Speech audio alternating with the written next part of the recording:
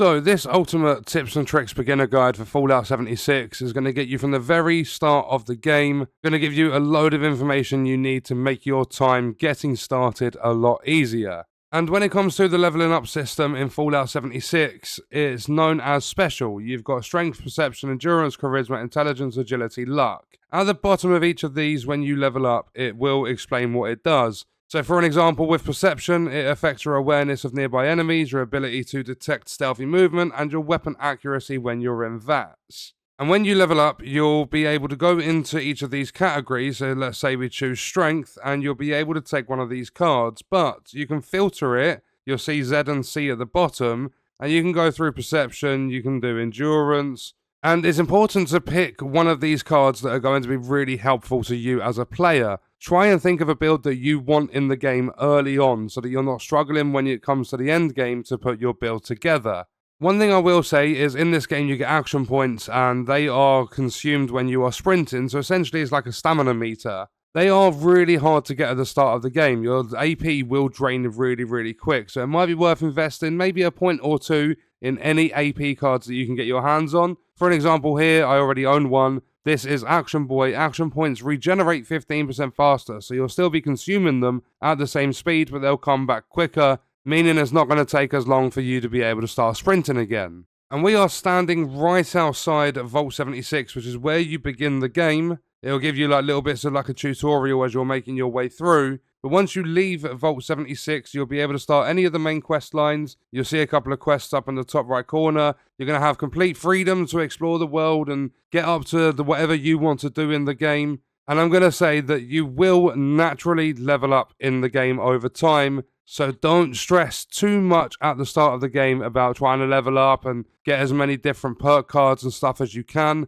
Just enjoy your time in this world. One thing I do recommend though is make sure that you play in a public adventure and you join a team. So open up your friends list, which on PC is Control and Tab at the same time. And once you're in here, it'll start on this bit here, friends. If you come over to here, you go to public teams, you'll have different teams that you are able to join. If you join a casual team, you'll see it says base bonus +1 intelligence. And when you get 3 bonds, it gives you +4. Intelligence is a stat that's going to help with your XP gained, returns from scrapping, and there's more to it as well. But when you look at your map, if we quickly join the casual team, so I'm going to jump in this one here, you'll see all the players' names and stuff pop up at the bottom left. And when we take a look at our map, if we, for an example, let's have a look around for a moment. Up here to the top left, there is Blueberry Mary's camp. And if I click on that, you can fast travel, but it's going to cost you 3 caps. These white camps are random players' camps. And the further they are away from you, the more caps they're going to cost. And at the start of the game, you're not going to have any caps. So joining a team is not only going to give you an intelligence boost if you join a casual team, but also if we have a look for different camps, for an example here, these ones are yellow. These are camps of the players that are in your team. So you hover over it, you click, you can fast travel for free. And when you fast travel, you'll see all these different icons on the map. You will be able to discover all of these locations. So what I'm going to do is fast travel down to Goto's camp down here, or Goto's camp. And when you arrive at a teammate's or an ally's camp, if you go into their camp, if they've got workbenches and stuff, you are able to use them. So like here, there's a cooking stove. And if we interact with this, it's going to let us cook all the stuff we have available. Like use all of our available recipes. But not only that, if we head upstairs in this camp, we go through the secret door, we go upstairs again, you are going to see that this table, in brackets, it says stash. When it says that, that's your own personal stash. So as long as it's got stash in brackets. So if we go in, this is all my junk stuff that I've left in here. So if I press T and store all junk, it's going to chuck everything that's junk on my character inside this stash. And you'll see that you get a maximum weight, like capacity of 1200.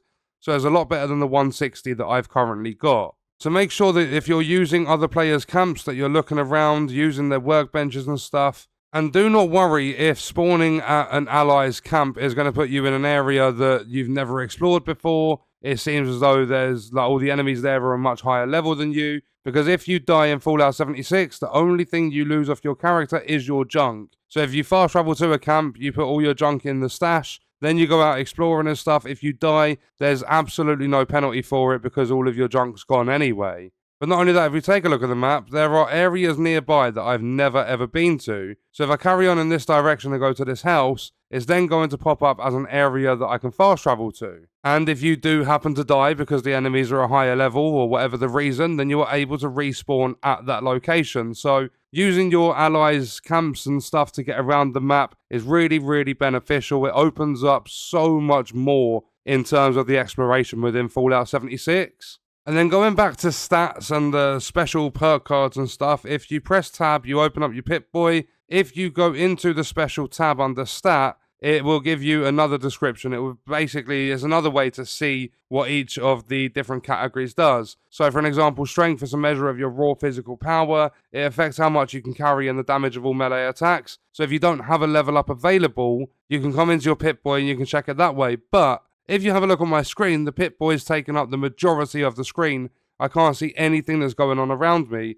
So if we press V, it changes the view. You can see it in a menu sort of display, and that way you can see things that are going on around you, and you can still interact with the things that are within your Pip-Boy. So right now, I want to go and I want to do the main quest. I want to go and visit the Wayward, but I'm really, really far away down here to the southeast, like literally right here. So I'm really, really far away. The locations I've discovered, the homestead, you've got the isolated cabin. As I said, you can fast travel to those because they've been discovered. They're going to cost you caps though. So I've got my own camp. I can fast travel there and I'll be a lot closer to the objective. And at the start of your adventures in Fallout 76, do not stress about your inventory management. We spoke about your max capacity, like mine's 160. And like when you look in your stash, for an example, it's 1200. When you are out exploring, just make sure that you loot absolutely everything. Because a lot of the stuff in the game goes as junk, but you can then go to a workbench and you can scrap it. So for an example, around here, we've got a burnt book, we've got a pencil, we've got a tall drinking glass. Grab absolutely everything. And then when you go to a workbench, make sure you're visiting workbenches often. When you go to one, you can scrap all your items or you can stick all your junk in your stash. It's better than just leaving it sitting there doing nothing because you get crafting components from things like the pencil and stuff like that. Basically, when you scrap your junk, you're going to get crafting components and it's a lot more beneficial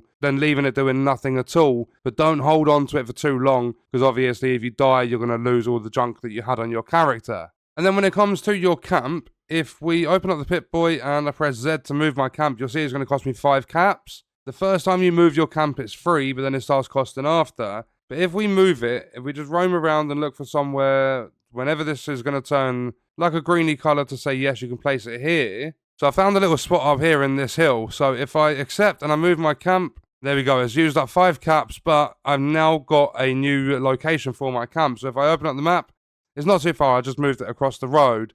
But my camp is now sat here, so I can fast travel to it for free. And also, if you go into build, you have a bunch of different stuff that you can put within your camps. So if we go and if we have a look at the different categories, we can build floors, we can put our walls, roofs, and like there's so much stuff you can do. You can even put up turrets and traps. Don't worry about these towards the start of the game. You don't need to focus on your defenses. But one thing that's really, really important, and you can see all the crafting materials required on the right-hand side. So you need steel and wood for the cooking station. And there are loads and loads of different stations that are available. You need to find the plans to build certain ones. You need different materials for different stations. A really, really important one is your cooking station. And the reason for it, if I can find a location to actually put this down, you will see this green sort of dome that sort of gives you a radius. That's where you are allowed to build. That's like your camp radius. So if we now build this cooking station, and if we come out of the build mode, when we interact with this, if you found, for an example, mole rat meat, if we have a look here, if we press Q to toggle the craftable, it will show us all the stuff we can craft. So when it comes to drinks, if we have a look, you'll see that we've got max AP 10 and it's got a little like timer thing there. So if we craft a simple soup flour tea, you'll see the requirements on the right of it: boiled water, soup flour and wood. Once we've cooked that, if we go into our Pip-Boy and we go and have a look under new items, you've got the simple soup flour or the soup flour tea, which is right there. So it's going to give us 2 rads. It's going to give us HP and max AP. Our water is going to go up 15%. So if we drink that, where we have the timer for the max AP, if we go to stat and we go to effects, you'll see here, we've maxed out the team that we're in, the public team. So our intelligence is +4. And you'll see here, we've got a 29-minute buff on our max AP plus 10. And then we've got max HP plus 15 because we're partially fed. So eating and drinking is really, really important.